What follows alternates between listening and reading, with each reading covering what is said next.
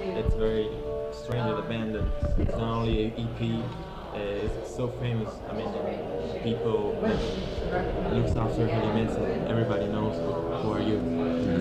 But you're a new band, the same. So it's good to start with something about your history. When Queensrÿche starts, how did you form yourself? Things like that. So what you're asking, you want the brief history of what? I like to talk about the beginnings of the band. Yeah. Well, we've been together about 2.5 years. We got together just finding each other out of a band at the same time. We were all not working in other bands. We decided to get together and write some songs. The first songs that we wrote, we decided we'd go in and just out of an experiment going into a tape. It turned out to be our demo tape, which has the 4 songs on it that eventually turned into our EP. And upon finishing that tape, eventually we ran into Kim and Diana. They listened to it and thought there was some potential there, and offered to, mutually press this thing up on their own record company created out of their little record store in Bellevue, which is where we live. And we just released it on 206, and it just took off and started doing really well, and that got us our deal with EMI. It's just the first recording you made on tape and then became the EP, just from the very, very beginning of the band, the first recording. Because the sound is very big, it's very professional, I think. It's just incredible for that was our first time we'd ever been in the studio. And the first 4 songs we'd written, we were just sort of lucky that it turned out well. So it's, because the reaction of the press about this EP was very, very good. So it has been a problem for you to be quoted as a great band even before you have done one LP. I mean, just recording the album, you was thinking that the album had to be as strong as possible because the people expect you more and more from you as a problem. What kind of problem did you have? Well, we really didn't feel pressure like that, I don't think. We always strive for the best we can do at the time. And the album, this time, we just approached it with that same feeling that we just were going to do the best we could to please ourselves, mainly. Yeah. And if we feel good about it, then we think other people that listen to it will feel good about it too. So I told you that the sound of the first EP was really impressing me because it was the first time, it's 2 years ago now, that I've heard a kind of British heavy rock played with a big American sound. You know what I mean? It's just now most of American bands try to play European heavy metal. No, it was just the first to do this. Well, I don't think we really tried to do anything. I think we just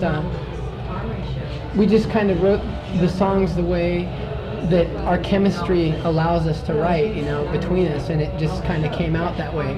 I mean, we didn't really sit down and say, okay, we're going to write a song this way. It just kind of happened. So.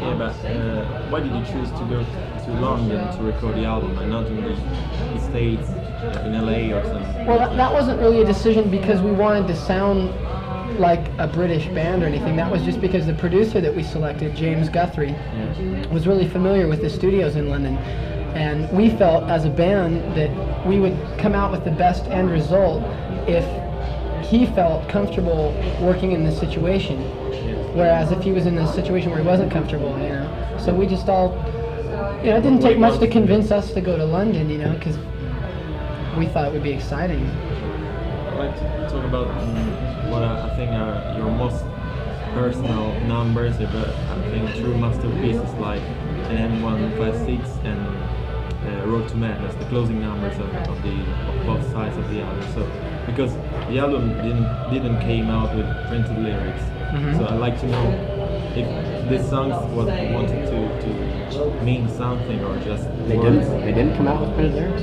No, Here? No, he's saying the first EP didn't come out. No, it's in the album. There's no lyrics in it? No, I think in Italy, no. Oh, jeez, should be. There's lyrics in every other pressing. Yeah. Japanese, American, We'll check on that, 'cause British. there should be a lyric sheet. So, what about the lyrics of these songs? Well, we felt the first EP we didn't put lyrics in because we really didn't have time to get everything together. It was a real rushed type thing to put the record out. And this time we had more time, and we really wanted to print lyrics to show people what the songs were, so they would be interpreted correctly. You know, because a lot of times if you don't have the words in front of you, you tend to make up your own meaning of what the song is about. We wanted people to definitely know what we were talking about. What you're talking about in these songs, especially Road to Madness and 156. Well, NM 156 is a story about computers and how they are becoming very sophisticated now, and in the future, well, even right now, they've made advances in technology so that computers are starting to reason for themselves and taking on human characteristics such as reasoning, conscience, human things that a human brain does. And this story is set in the future a little bit, where computers have achieved human abilities, and they're used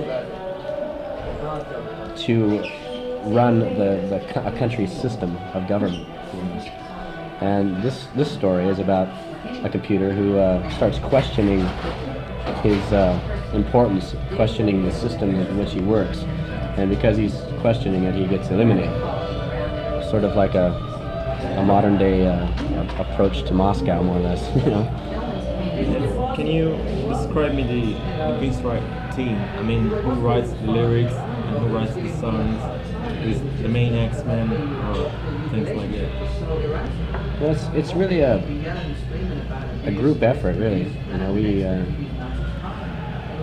lyric writing is pretty much split between Chris and I, and on this new record, Michael wrote lyrics to one song, and music-wise, it's pretty much everybody contributing, an idea and working with it all the way. Let's talk about which singers do you admire?